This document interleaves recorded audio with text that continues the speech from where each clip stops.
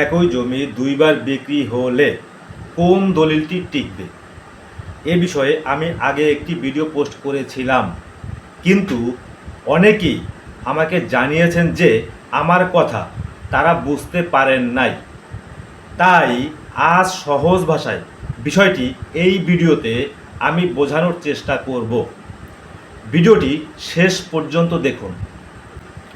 একই জমি যদি দুইজনের কাছে বিক্রি করা হয়, তাহলে কি যে আগে রেজিস্ট্রি করবে জমি তার হবে, নাকি যে আগে দলিলে স্বাক্ষর করেছে আইন তার পক্ষেই থাকবে?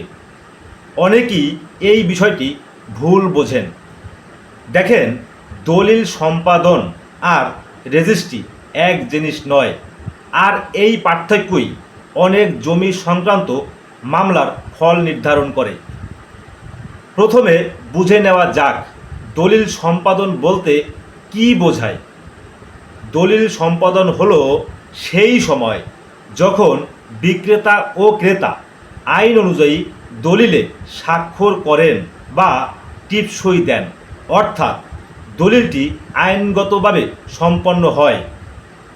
অন্যদিকে রেজিস্ট্রি হলো সেই দলিলটি সাব রেজিস্ট্রার অফিসে নিবন্ধন করার প্রক্রিয়া। এখন প্রশ্ন হলো, দলিলের কার্যকারিতা শুরু হয় কবে? আইনের নীতি হলো, একটি নিবন্ধিত দলিল তার সম্পাদনের তারিখ থেকেই কার্যকর বলে গণ্য হয়।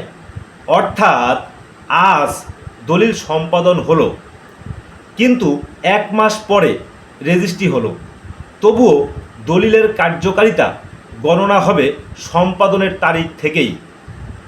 এখন আসি সবচেয়ে গুরুত্বপূর্ণ প্রশ্নে। ধরুন একজন ব্যক্তি 1 জানুয়ারি একটি দলিল ক্রয়ের কাছে বিক্রি করে দলিল সম্পাদন করলেন। পরে 10 জানুয়ারি আবার একই জমি ক্ষয়ের কাছে বিক্রি করলেন।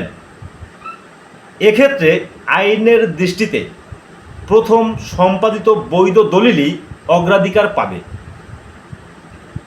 কারণ প্রথমবার জমি বিক্রি করার পর বিক্রেতার সেই জমির উপর আর কোনো সত্ত্ব বা অধিকার থাকে না। তাই তিনি দ্বিতীয়বার সেই জমি বৈধভাবে আর কারো কাছে হস্তান্তর করতে পারেন না। তাই শুধু কে আগে রেজিস্ট্রি করলো সেটি দেখলেই হবে না। আদালত প্রয়োজন হলে দলিলের সম্পাদনের তারিখ, বৈধতা এবং অন্যান্য প্রাসঙ্গিক প্রমাণ বিবেচনা করেন। তবে একটি বিষয় অবশ্যই মনে রাখবেন, প্রত্যেক মামলার বাস্তব ঘটনা এক নয়। প্রতারণা, জাল স্বাক্ষর, জাল দলিল, সৎবিশ্বাসে ক্রয়, দখল এসব বিষয় আদালতের সিদ্ধান্তকে প্রভাবিত করতে পারে। তাই একটি নিয়ম জেনেই সব মামলার একই ফল হবে এমনটি ভাবা ঠিক নয়।